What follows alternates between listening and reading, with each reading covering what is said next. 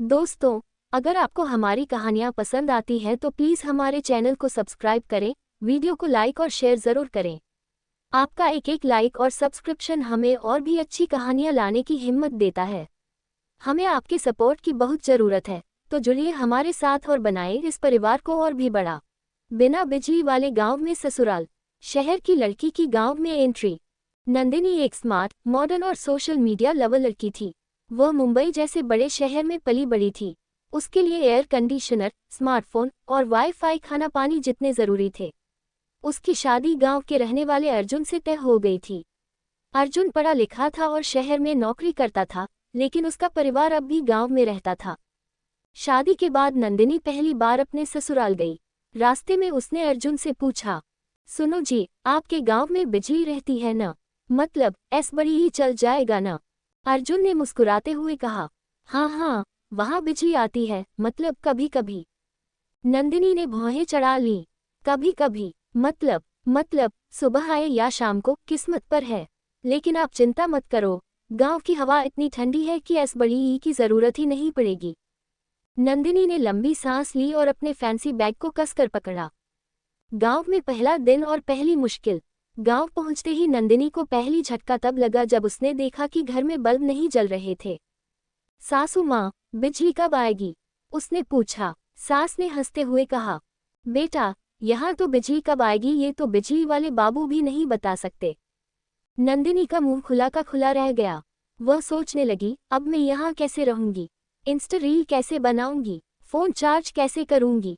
रात को मच्छरों ने उस पर ऐसा हमला किया जैसे कोई पुरानी दुश्मनी हो। वह अपनी सास के पास गई। मम्मी जी, कोई मच्छर भगाने की मशीन है क्या? सास बोली, हाँ है ना, ये देखो, ये है हमारा देसी उपाय। सास ने एक धुआं छोड़ने वाला उपला जला दिया और कमरे में घूम घूम कर धुआं कर दिया। नंदिनी खांसते हुए बोली, मम्मी जी, ये तो मुझे ही भगा देगा मच्छरों से पहले। देसी जुगाड़ और कॉमेडी। अगले दिन नंदिनी का मोबाइल पूरी तरह डिस्चार्ज हो गया। उसने अर्जुन से शिकायत की, मेरा फोन चार्ज नहीं हो रहा, यहाँ रहना नामुमकिन है। अर्जुन ने हंसते हुए कहा, चलो तुम्हें चार्जिंग का देसी तरीका दिखाता हूँ। अर्जुन ने साइकिल निकाली और उसमें डायनमो जोड़ दिया। बैठो साइकिल पर और पैडल मारो, फोन चार्ज होगा।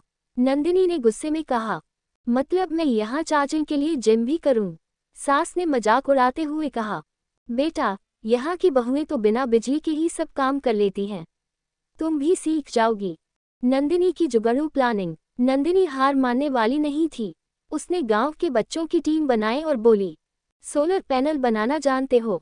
बच्चों ने कहा, दीदी, वो क्या होता है? नंदिनी ने मोबाइल से यूट्यूब पर देखा, जिसका चार्ज उसने अर्जुन की बाइक पर पैडल मारकर भरा था और देसी सोलर लाइट बनाना सिखाया। सोलर पैनल से घर की एक लाइट और मोबाइल चार्जिंग शुरू हो गई। सास ने नंदिनी की तारीफ की, अरे वाह बहू, तुम तो जुगाड़ू निकली, गांव में वायरल बहू।